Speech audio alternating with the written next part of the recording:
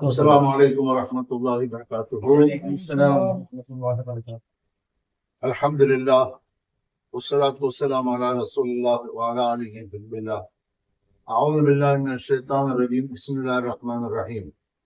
وإذا تتلى عليهم آياتنا بينات قال الذين لا يرجون لقاء نأتي بقرآن غير هذا أو بدله قل ما يكون لي أن أبدله من تلقاء نفسي إن أتبع إلا ما يوحى إلي إني أخاف أن عصيت ربي عذاب يوم عظيم.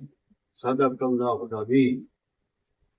சங்கிக்கும் மதிப்பிற்கும் உரிய உலமாக்களே, அல்லாஹ்வின் நல்லடியார்களே, பெரியவர்களே, ஒரு முறை மக்கத்து காபிர்கள் 5 நபர்கள் எம்பெருமானா ஸல்லல்லாஹு அலைஹி வஸல்லம் அவர்களிடத்துல வந்து, ஓ முஹம்மதே, உங்களை நாங்கள் ஈமான் கொள்ள வேண்டும் என்றால் இப்போது நீங்கள் எங்களுக்கு காட்டுகின்ற இந்த குர்ஆனுக்கு பதிலாக வேறொரு குர்ஆனை கொண்டு வர வேண்டும், அல்லது இந்த குர்ஆனில் சில மாற்றங்களை நீங்கள் செய்ய வேண்டும். அப்படி செய்தால் உங்களை நாங்கள் ஈமான் கொள்கிறோம் என்றார்கள்.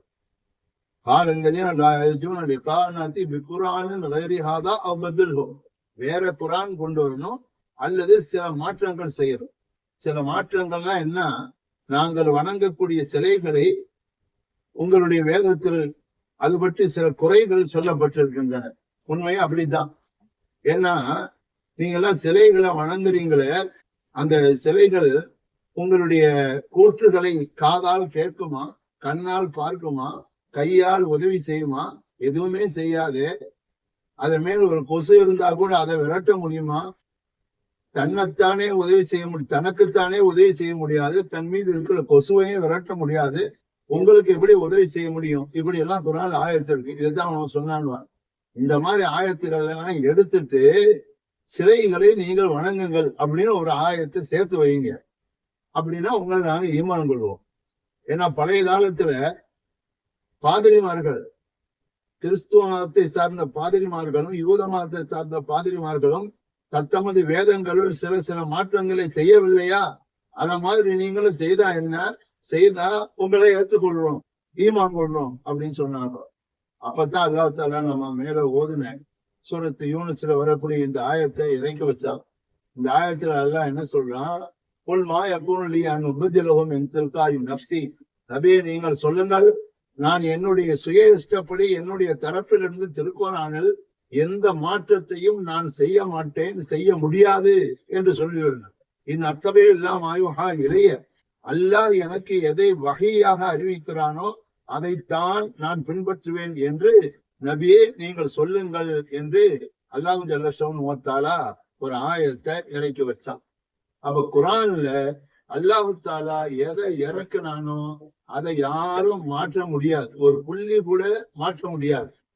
ஆனால் எம்பெருமானா ஸல்லல்லாஹு அலைஹி வஸல்லம் சில சட்டங்களை மாற்றும்படி அவர்கள் அல்லாஹ்விடத்தில் கல்வால் நினைத்தாலோ அல்லது உறுப்புகளால் அதை சைக்கிணையாக காட்டினாலோ அல்லாஹ் மாற்றுவான். உதாரணமாக பைத்துல் முகத்தஸ் நோக்கி ஆரம்பத்துல அல்லாஹ் தொழ சொன்னா, எல்லாரும் தொழுதுட்டு இருந்தாங்க. ஆனா ரசூலுல்லாஹ் அடிக்கடி மக்காவை நோக்கி தொழுக சொல்லி அல்லாஹ்வுடைய உத்தரவு வராதான்னு சொல்லி கதுனரா தகல்லுப வஜீக பிஸ்ஸமா, அடிக்கடி வானத்தை பார்த்துக்கிட்டே இருந்தாங்க. அவங்களுடைய விருப்பத்தை அல்லாஹ் தஆலா அப்ப என்ன செஞ்சான், பைத்துல் முகத்தஸ் இனிமேல் வேண்டாம், நீங்க மக்காவில இருக்கிற காபாவை நோக்கி தொழுவுங்கன்னு ரசூலுல்லாஹ்வுடைய விருப்பத்துக்கு தகுந்தவாறு அல்லாஹ் மாத்திட்டான் சட்டத்தை. இன்னும் சில சட்டங்கள் இருக்கின்றன, அல்லாஹ்வுடைய விருப்பப்படி ரசூலுல்லாஹ்வே சட்டத்தை மாத்திருக்காங்க. குர்ஆன்ல நம்ம பாக்குறோம், மலக்குகள் எல்லாம் ஆதமுக்கு சஜிதா செய்தாங்க. ஆதம் அலைஹிஸ்ஸலாத்திற்கு ஆணழகன், கொவ்வை கனியமதன், முத்து பல்லழகன் ஹஜ்ரத் யூசுப் அலைஹிஸ்ஸலாம் அவங்களுக்கு அவங்களுடைய பெற்றோர்களும் அவங்களுடைய சகோதரர்களும் சஜிதா செய்தாங்க அப்படின்னு குர்ஆன்ல இருக்குது. அப்போ அதெல்லாம் என்ன சஜிதான்னா, கண்ணியத்திற்காக மரியாதைக்காக செய்த சஜிதா, இறைவன் நினைத்து செய்கின்ற சஜிதா கிடையாது. அப்ப கண்ணியத்திற்காக சஜிதா செய்வது குர்ஆனில அல்லாஹ் தஆலா ஆதம் அலைஹிஸ்ஸலாம் விஷயத்திலும் யூசுப் நபி விஷயத்திலும் சொல்லி காட்டுகிறான். ஆனால் ரசூலுல்லாஹி ஸல்லல்லாஹு அலைஹி வஸல்லம் அவர்கள் யாருக்கும் கண்ணியத்திற்காக சஜிதா செய்யவே கூடாது என்று சொல்லிவிட்டாங்க. ரசூலுல்லாஹ்வுடைய வாயிலிருந்து வந்தது. பழைய காலத்துல வேற ஷரியத்துல அனுமதி இருந்தது, என்னுடைய ஷரியத்துல அப்படி கிடையாது. அப்படி யாருக்காக சஜிதா செய்யணும்னு சொன்னா ஒரு மனைவி தன்னுடைய கணவனுக்கு சஜிதா செய்யணும்னு நான் சொல்லியிருப்பேன். தாவீமுக்காக மரியாதைக்காக செய்கின்ற சஜிதா யாருக்கும் கூடாது, எனக்கு கூட செய்யக்கூடாது அப்படின்னு ரசூலுல்லாஹ் சொல்லிட்டாங்க. சஹாபாக்கள் செய்ய விடாம தடுத்துட்டாங்க. அப்போ பெருமானா ஸல்லல்லாஹு அலைஹி வஸல்லம் தன்னுடைய வாயால இதை சொன்னாங்க. அவங்க வாயிலிருந்து வந்தாலும் அது வஹீதான். ஒமா யன்திகு அனில் ஹவா இன் ஹுவ இல்லா வஹ்யுன் யூஹா. பெருமானா ஸல்லல்லாஹு அலைஹி வஸல்லம் தன்னுடைய அள்ளிவாய் திறந்து சொல்லி காட்டுவதும் வஹீதான் என்று அல்லாஹ் சொல்றான். வஹி பல வகையான வஹி இருக்குது. ஜிப்ரீல் அலைஹிஸ்ஸலாம் கொண்டு வர்றது குர்ஆன், அது ஒரு வஹி. எம்பெருமானா ஸல்லல்லாஹு அலைஹி வஸல்லம் அவர்கள் அவங்களுடைய இல்ஹாம், கல்புல வரக்கூடிய இல்ஹாம், இறை உதிப்பு இருக்கிறதே அதுவும் வஹீதான். ரசூலுல்லாஹி ஸல்லல்லாஹு அலைஹி வஸல்லம் கனவுல காண்பதும் வஹீதான். இப்ராஹிம் அலைஹிஸ்ஸலாம் கனவுல கண்டுதானே மகனை அறுக்க துணிந்தார்கள். அது நீண்ட செய்தி, அது வேறு விஷயம். கடைசியில மகனை அறுக்கல்ல அல்லாஹ் காப்பாற்றலாம்.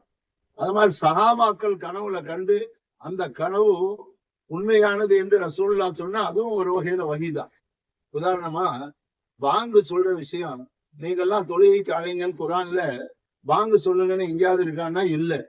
அப்ப எப்படி தொழுகைக்கு அழைக்கிறதுன்னு சஹாபா பெருமக்கள் ரசூலுல்லாஹ் ஆலோசனை கேட்கும் போது சஹாபிகள் சொன்னாங்க, பாங்கு சொல்ற யாரோ ஒரு பாங்கு சொல்றதை நான் கேட்டேன் அப்படின்னு 2 சஹாபிகள் சொன்னாங்க.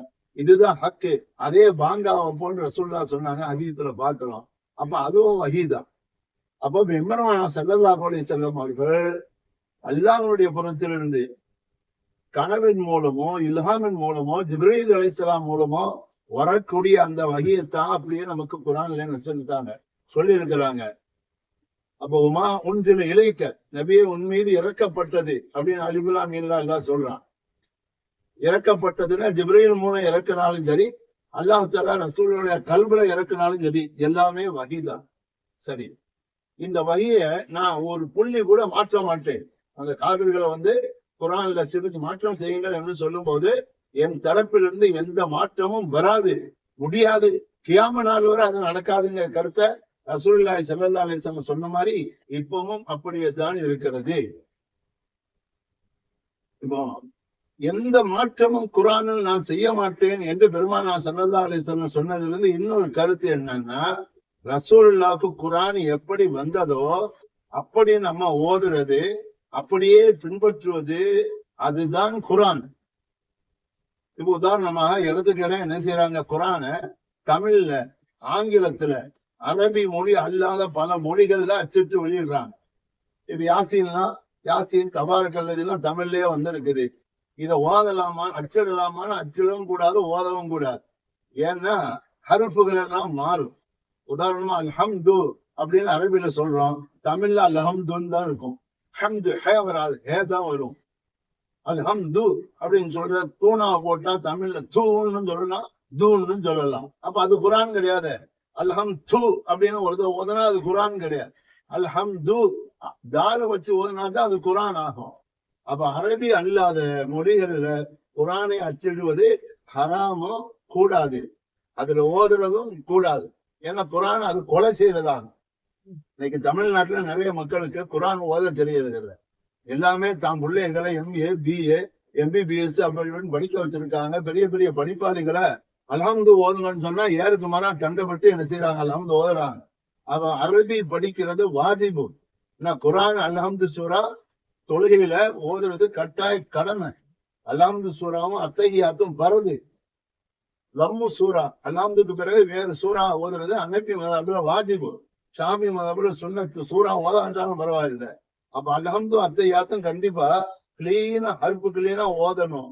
அப்ப ஓதுறதா இருந்தா பெற்றோர்கள் சின்ன பிள்ளையிலேயே தன்னுடைய பிள்ளைகளுக்கு என்ன செய்யணும், ஹர்ஃப சுத்தமா சொல்லி கொடுக்கணும். இப்ப ஷாஃபி மதஹ்புல அல்ஹம்து என்பதற்கு பதிலாக அல்ஹம்துன்னு ஒருத்தர் ஓதுனா செல்லாது. இதை எந்த மொழியில மொழிபெயர்த்தாலும், உதாரணமா ஆங்கிலத்துல குர்ஆன் அப்படியே எழுதுறாங்கன்னு வைங்க, சிராத் அல்லதீன, சாது இருக்கு, ஆங்கிலத்துல சாது கிடையாது, எஸ் தான் இருக்கு. சிராத் அல்லதீன் தான் வரும். தமிழ்ல போட்டாலும் சிராத் அல்லதீன் தான் வரும், சிராத்தன் சாது வராது. இப்படி உதாரணத்துக்கு நிறைய விஷயத்த சொல்லி காட்டலாம்.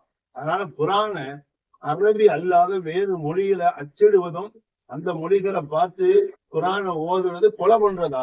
ஹர்ஃபுகள் எல்லாம் மாறும், அர்த்தமும் மாறும். இப்ப ஹலக்க ஸமாவாத்தி, அல்லாஹ் வானத்தை படைச்சான் அப்படின்னு நம்ம அரபியில ஓதுறோம். நிறைய பேர் வேற மொழிகள் எழுதும் போது ஹலக சமாவாத்தின்னு வரும்.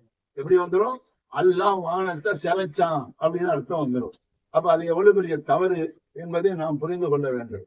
அது மாதிரி குர்ஆனுடைய கருத்தை மாற்றுவது அதுவும் தவறுதான்.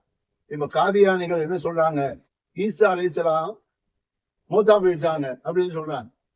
அல்லாஹ் என்ன சொல்றான்? பல் ரஃபானஹுல்லா, ஈசா அலைஹிஸ்ஸலாம் அவங்க உமா ஸலபுஹு மா கதலுஹு, ஈசா நபியை அந்த யூதர்கள் கொலை செய்யவும் இல்லை, சிலுவையில் அறையவும் இல்லை. பல் ரஃபானஹுல்லா, அவன் தன்னுடைய புறத்தில வானத்தில உயர்த்தி கொண்டான் அப்படின்னு குர்ஆன்ல இருக்குது.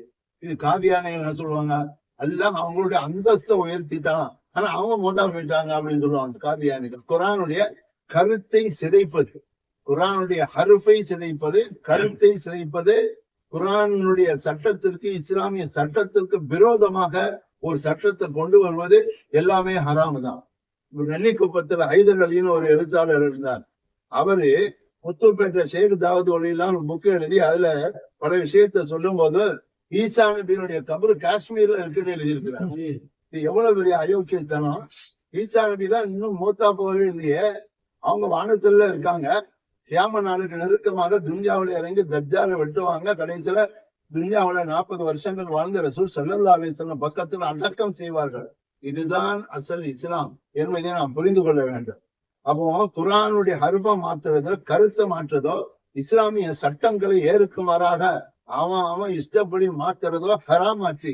அது காபிர்களுடைய பழக்கம் ஆச்சு. இப்ப தப்லீக் ஜமாத்துல எடுத்துக்கொள்ளுங்க, 6 நம்பர் திட்டம்னு ஒண்ணு வச்சிருக்காங்க இல்லையா தப்லீக் ஜமாத்துல. ரசூலுல்லாஹ் என்ன சொன்னது? ரசூலுல்லாஹ் சொன்னாங்க, ஹஜரத்து அப்துல்லா இப்னு உமர் ரலியல்லாஹு அன்ஹு கால ரசூலுல்லாஹ் ஸல்லல்லாஹு அலைஹி வஸல்லம் புனியல் இஸ்லாம் அலா ஹம்ஸ், இஸ்லாம் 5 நம்பரின் படிதான் அமைக்கப்பட்டிருக்கிறது. தப்லீக்காரன் சொல்றான் 6 நம்பர் அப்படின்னு சொல்லிட்டு இருக்கான். 5 நம்பர் ரசூலுல்லாஹ் சொன்ன 5 நம்பர் என்ன? ஈமான், தொழுகை, நோன்பு, ஜகாத், ஹஜ். இதெல்லாம் நமக்கு தெரிந்த விஷயம். ரவாகுல் புகாரி ஒரு முஸ்லிம், புகாரி முஸ்லிம் இந்த ஹதீஸ் வருது. அப்ப இஸ்லாம் 5 திட்டத்தின்படி அமைக்கப்பட்டிருக்கிறது. தப்லீக்காரன் 6 நம்பர் சொல்லுங்க, 6 திட்டம் சொல்லுங்க தப்லீக் ஜமாத்துல போறவங்க எல்லாம் சொல்றது. அந்த 6 நம்பர் என்ன வச்சிருக்காங்கன்னா, 1வது ஈமானா, 2வது தொழுகையா, 3வது திக்ரா, 4வது தப்லீக்குள்ள உட்கார்த்தான். இப்படி அப்ப இஸ்லாத்தினுடைய கடமைகள்ல 2 தான் எடுத்திருக்கானோ தப்லீக் ஜமாத்துல. ஈமானு, தொழுகை. நோம்ப விட்டுட்டான், ஜகாத்தை விட்டுட்டான், ஹஜ்ஜை விட்டுட்டான். ரசூலுல்லாஹ் சொன்ன 5 புனியல் இஸ்லாம் ஹம்ஸ் 5 நம்பர்னு சொன்னதை இவன் 6 நம்பர் ஆக்கி வச்சிருக்கிறான். 5 நம்பர்ல 2 எடுத்துக்கிட்டு எக்ஸ்ட்ரா 4 போட்டு 6 ஆக்கி வச்சிருக்கான். இது எவ்வளவு பெரிய ஹராமா! இதை உலமாக்கள் கண்டிக்கிறதும் இல்லை, பயந்துகிட்டு. ஏன்னா தப்லீக் ஜமாத்தை கண்டிச்சா நம்மள வேலையை விட்டு டிஸ்மிஸ் பண்ணிடுவான், அப்படி பண்ணிடுவான், இப்படி பண்ணுவான். நீ சொல்லலைன்னா ஒண்ணு அல்ல டிஸ்மிஸ் பண்ணிடுவாங்கடா. அதுலதான் முதல்ல முக்கியம். அப்ப சங்கைக்குரிய பெரியவர்களே, இந்த விஷயத்தை எல்லாம் நாம தெரிந்து கொள்ளணும். பெருமானார் ஸல்லல்லாஹு அலைஹி வஸல்லம் ஆயத்தினுடைய கடைசியில ஒரு வாசகம் வருது, இன்னி அகாபு நஸைத்து ரப்பி அதாப யௌமின் அதீம். நான் குர்ஆனை மாத்துற விஷயத்துல அல்லாஹ்வுக்கு மாறு செய்தா கியாம நாளை பத்தி நான் அந்த அதாபை பத்தி பயப்படுறேன் அப்படியே நபியை நீங்க சொல்லுங்கன்னு அல்லாஹ் சொல்றான். ரசூலுல்லாஹி ஸல்லல்லாஹு அலைஹி வஸல்லம் அவர்களுக்கு நரகத்தை பத்தியோ அதை பத்தி இதை பத்தி எதை பத்தி பயமும் கிடையாது. நரகத்துக்கும் அவங்களுக்கு சம்பந்தமே கிடையாது. அவங்களுடைய சீடர்கள் அவுலியாக்களே நரகத்தை பார்த்து பயப்பட மாட்டாங்க. அலா இன் அவுலியா அல்லாஹ் லா ஹௌஃபுன் அலைஹிம் வலா ஹும் யஹ்சனூன். அவுலியாக்களுக்கு எந்த பயமும் கிடையாது, கவலையும் கிடையாது அல்லாஹ் சொல்றாங்க. அப்படி இருக்கும்போது ரசூலுல்லாஹ்வுக்கு பயம் இருக்கணும். அப்போ ரசூலுல்லாஹி ஸல்லல்லாஹு அலைஹி வஸல்லம் அல்லாஹ்வுக்கு மாற்றமும் செய்ய மாட்டாங்க. அந்த கியாம நாளுடைய அதாபம், நரக அதாபம் அல்லாஹ்வுக்கு கிடையாது. இதன் மூலம் நமக்கு அல்லாஹ் ஜல்லஷானஹு வ தஆலா சொல்லுகிறான், யாரும் குர்ஆனை ஒரு புள்ளி கூட மாற்றிடக் கூடாது. அதுக்கு ஒரு சம்பவத்தை சொல்லி முடிச்சிடுறேன். அதற்கு 2வது கலீஃபா உமர் ரலியல்லாஹு அன்ஹு அவங்களுடைய தர்பார்ல அன்தாக்கியா நகரத்தை சார்ந்த ஒரு மனிதர் வந்தார். வந்து சொன்னாரு, அமீருல் முஃமினீன் உமர் அவர்களே, நான் அன்தாக்கியா ஊர்ல இருந்து வந்திருக்கிறேன். முற்காலத்துல இறைவனோட உரை புரிந்த மேதை கலீமுல்லா மூசா அலைஹிஸ்ஸலாமோ கிதிர் அலைஹிஸ்ஸலாமோ எங்க ஊருக்கு வந்திருக்கும் போது அவங்களை விருந்தாளிகளாக ஏற்றுக்கொள்ள ஊர் மக்கள் மறுத்தார்கள் அப்படின்னு குர்ஆன்ல அபவன் யுதைஃபுமான்னு ஒரு வாசகம் இருக்கு சூரத்துல் கஹ்ஃப்ல. அதுல ஒரு சின்ன மாற்றம் செய்யுங்களேன். எங்க ஊரை பத்தி எங்க ஊரை பத்தி சொல்லக்கூடிய விஷயம் எனக்கு மன வருத்தத்தை ஏற்படுத்துது. என்ன மாற்றம்? பாபவ் என்பதை கீழே இருக்கிற பேயுடைய புள்ளிய மேல வச்சு எக்ஸ்ட்ரா ஒரு புள்ளிய வச்சுட்டா அபவம் யுதைஃபுமாக்கு பதிலா அத்தவம் யுதைஃபுமா, அந்த 2 பேரையும் விருந்தாளிகளாக ஏற்றுக்கொள்ள ஊர் மக்கள் முன் வந்தார்கள் அப்படின்னு இருக்கும். கியாம நாள் வரை எங்க ஊரை பத்தி புகழாக இருக்கும் அப்படின்னு சொல்லும் போது எஞ்சி போல சபையை விட்டு குரானை நாங்க மாற்றுறதாவது ஒரு புள்ளி கூட மாற்ற முடியாது என்று உமர் ரலியல்லாஹு தஆலா அன்ஹு சொன்ன வரலாறு நமக்கெல்லாம் தெரிந்த விஷயம். அல்லாஹ் ஜல்ல ஷஅனுஹு தஆலா நம்மை குரானை எப்படி ஓதணுமோ ஹர்ஃப் கிளீனாக ஒவ்வொரு எழுத்தையும் சுத்தமாக ஓதுவதற்கு நமக்கும் நம்முடைய மனைவி மக்கள் உலக முஸ்லிம்கள் அத்தனை நபர்களுக்கும் அல்லாஹ் தஆலா தௌபீக் செய்வானாக. இந்த தமிழ்ல அச்சடிச்சிருக்கிற குரான் எல்லாம் பார்த்து யாரும் ஓதாதீங்க. அரபிய தெரியாட்டாலும் நீங்க படிக்க முற்படுங்க, அது வாஜிபு. அல்லாஹ் தஆலா நம்மையும் உங்களையும் கபூல் செய்வானாக. அஸ்ஸலாமு அலைக்கும் வரஹ்மத்துல்லாஹி வபரகாத்துஹு.